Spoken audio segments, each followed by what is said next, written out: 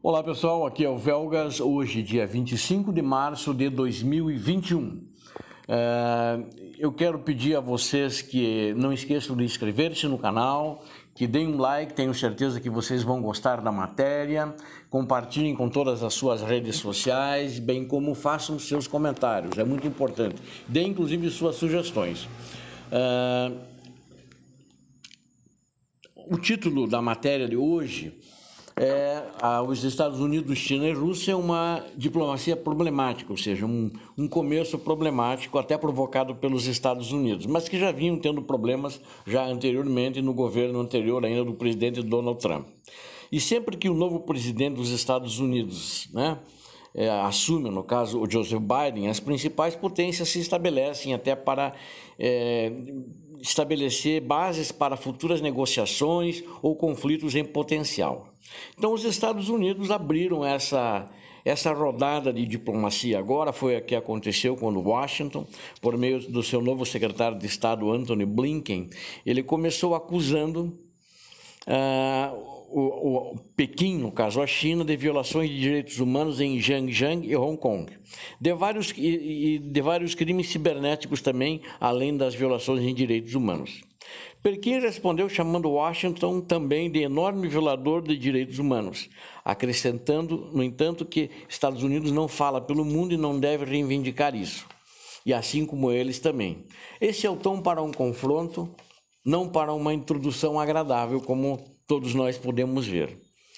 Tudo isso aconteceu antes de uma reunião que estava fadada ao fracasso, que de fato acho que não trouxe bons resultados, mas que esperavam-se que chegasse nesse final a reunião da China com os Estados Unidos.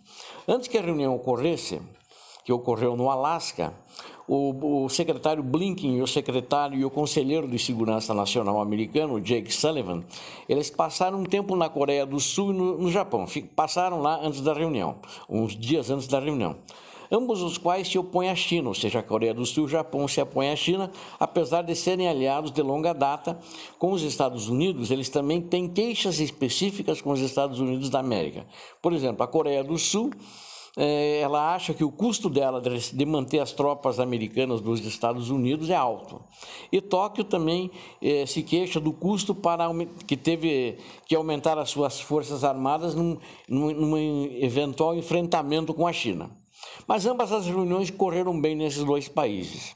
Em outro lugar, as negociações foram mantidas sobre um diálogo de segurança, vamos dizer assim, sobre esse caso, que compreende também, onde eles abordaram Estados Unidos, Japão, a Austrália também e a Índia, todos os quais são potências navais e hostis à China. Em outras palavras, os Estados Unidos da América mantiveram uma série de reuniões com os seus aliados anti-China um pouco antes de se reunir com a China.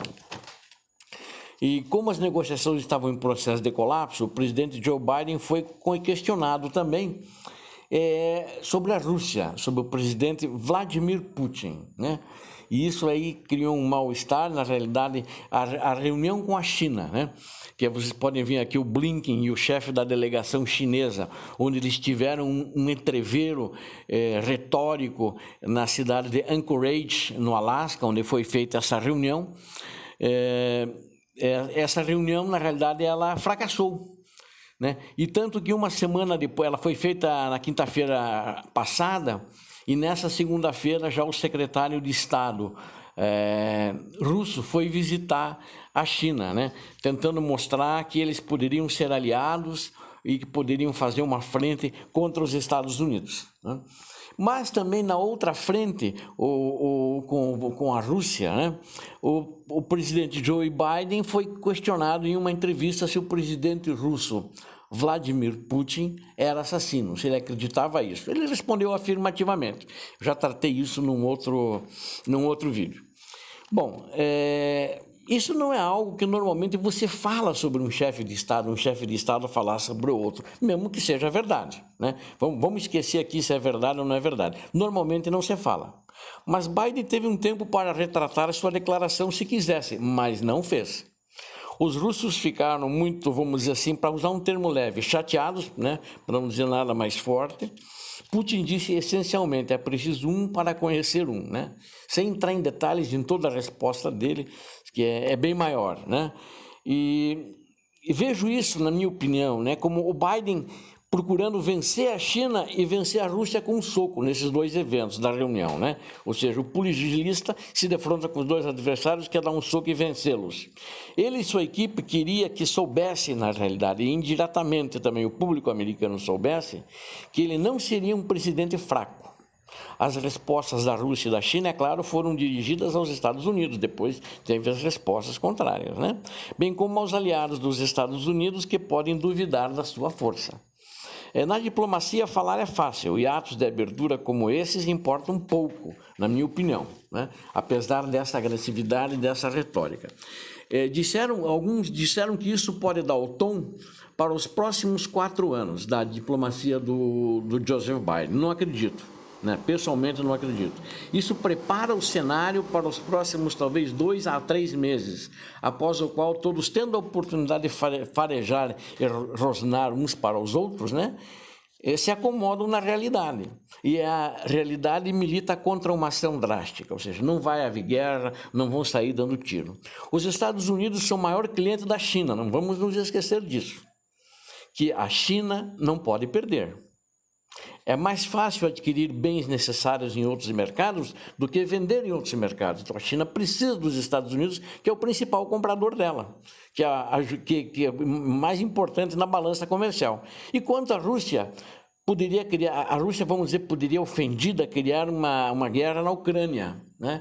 Ou na Moldávia, mas isso criaria seu pior cenário. OTAN, Alemanha e outros países iriam concentrar forças daí na região da Ucrânia, na Europa Oriental, então isso também vamos descartar porque não interessa à Rússia efetivamente.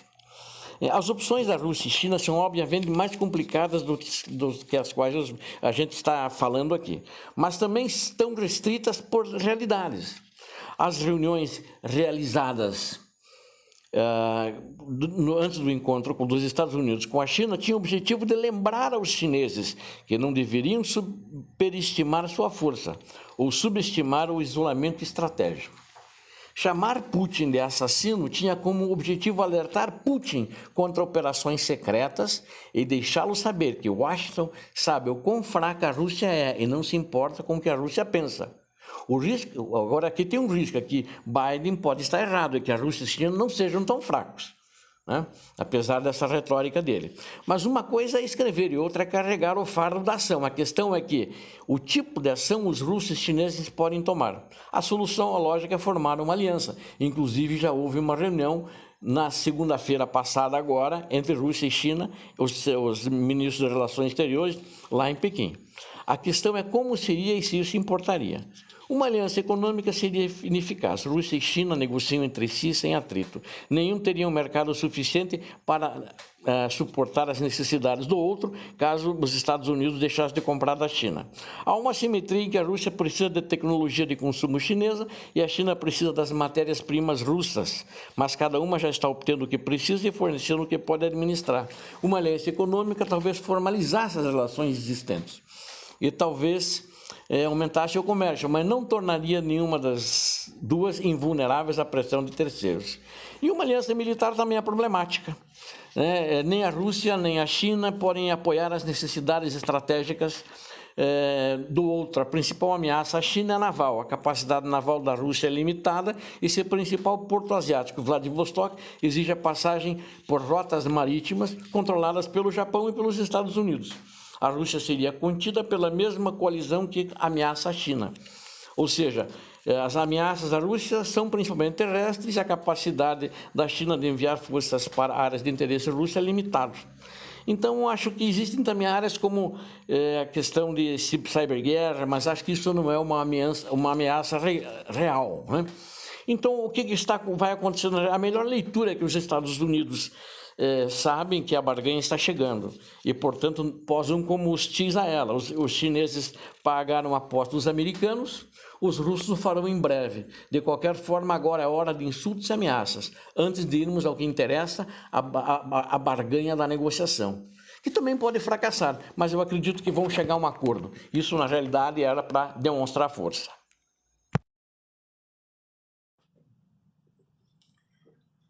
Bom, vamos dizer que, né, para finalizar essa análise que eu vinha fazendo já anteriormente, desses fatos que ocorreram, que haja uma aliança militar russo-chinesa, que na realidade essa aliança existe, apesar de não ser explícita para o mundo, com um tratado assinado, uma aliança russo-chinesa.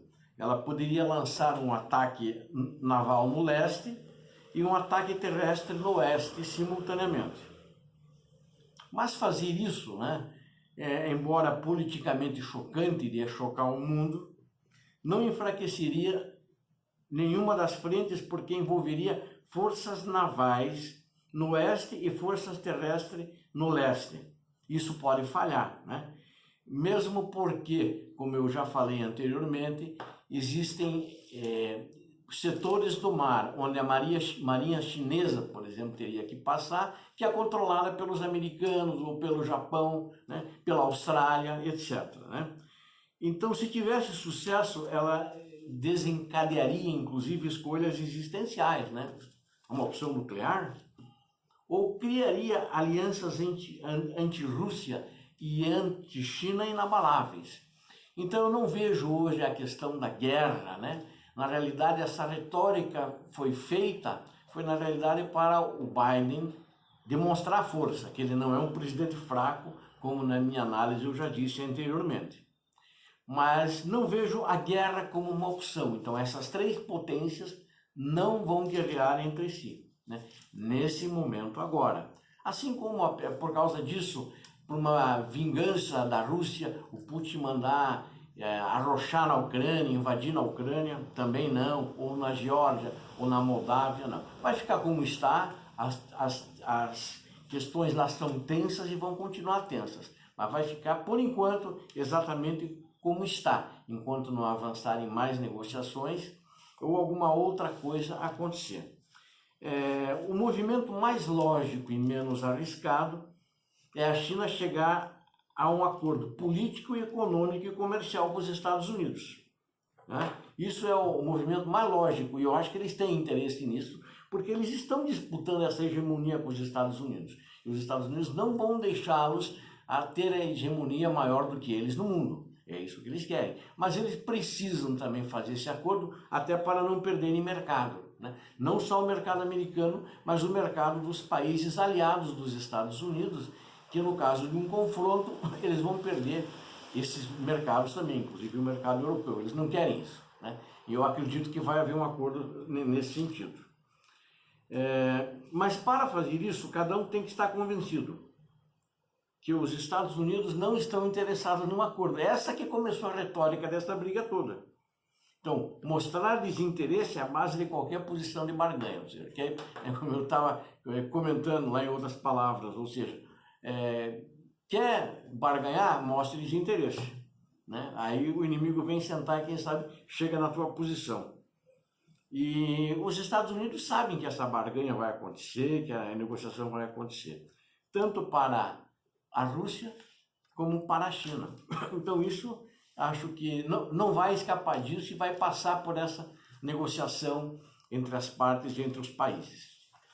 Eu queria uma água, você podia ver uma água para mim?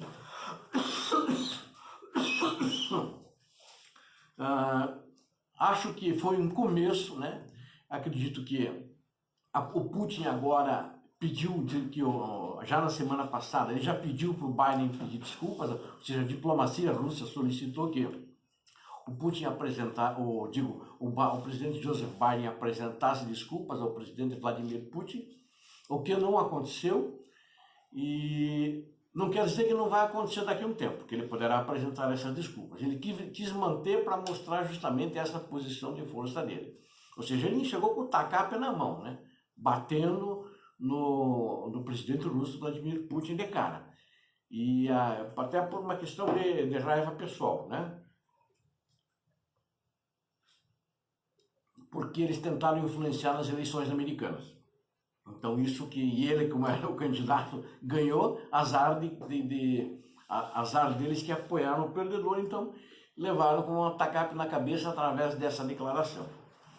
Então, eu quero dizer a vocês que acho que o mundo vai continuar como está até um determinado ponto, porque o mundo já mudou, né? O mundo já mudou até pelo coronavírus. Mas mudanças vão ocorrer, sempre vão ocorrer mudanças, e não quer dizer que essa estratégia do Biden seja mantida daqui a 1, 2 ou 3 meses. Pode ser que ela mude e vá se amoldando às negociações em curso. Eu quero agradecer a atenção de todos, aqueles que assistem ao meu canal, quero agradecer aqueles que estão inscritos e pedir a quem não é inscrito, por favor, inscreva-se no canal. Eu preciso que você inscreva-se no canal. Deem o like, compartilhem com suas redes sociais, façam seus comentários, podem dar sugestões. Obrigado a todos, Deus abençoe a todos, paz e bem.